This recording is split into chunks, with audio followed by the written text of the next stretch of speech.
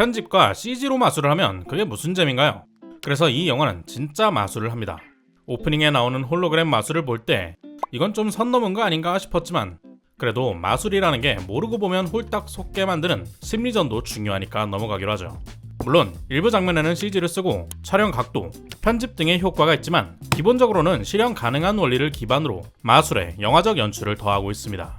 예를 들어 지난 2편에서 비가 거꾸로 솟아오르는 장면은 작은 규모에서는 진짜 마술을 실현한 뒤 넓은 장면은 CG로 완성했다고 하죠.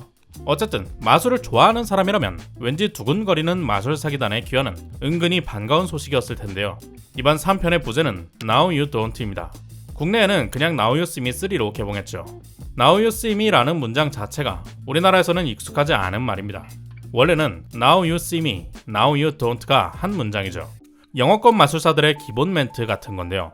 여기 보이시죠? 이제 사라졌습니다. 같은 문장이지만 비영어권에서는 와닿지 않기 때문에 각국에선 여러가지 의역된 제목이 만들어졌고 국내 개봉엔 마술사기단이라는 부제가 붙었었죠.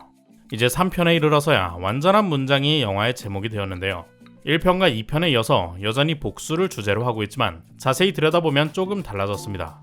기발한 방식으로 나쁜 놈의 돈을 훔쳐 복수하는 오션스 시리즈와 비슷한 느낌에서 더 적극적으로 사회적 정의를 구현하는 마술 로빈후드에 가깝게 변모했는데요.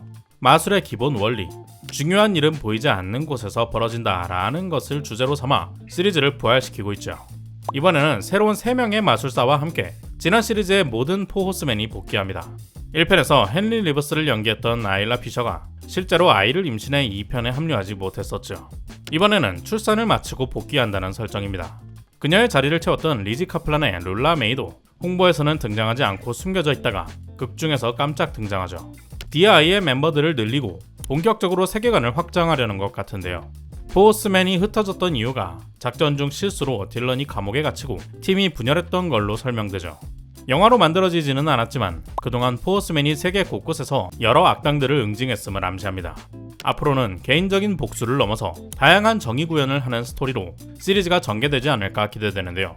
루이 르테리 감독이 연출한 1편은 말 그대로 마술 하이스트 무비였습니다.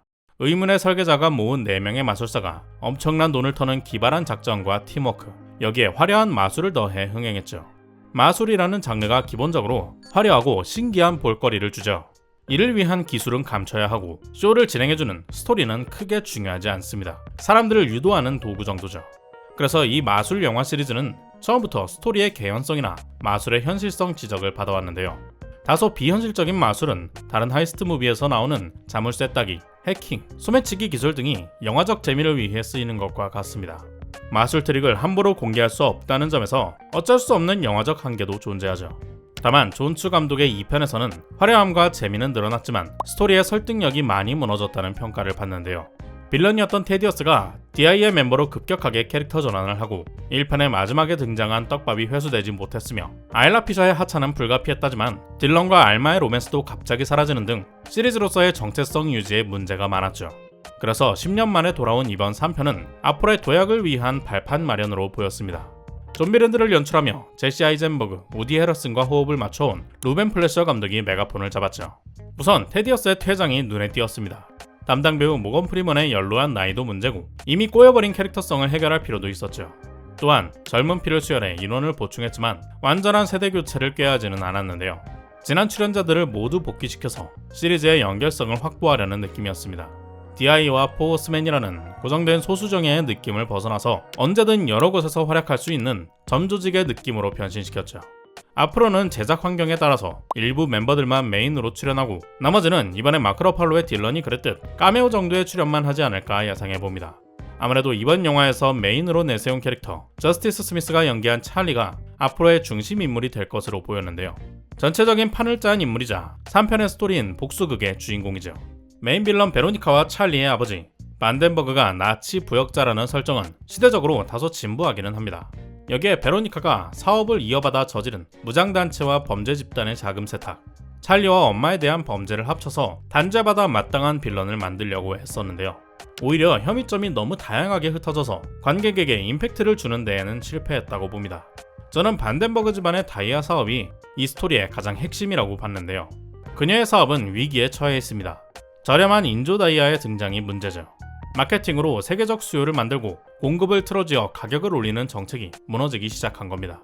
이에 대응하는 베로니카의 방식은 비싸도 살 수밖에 없도록 만든다죠.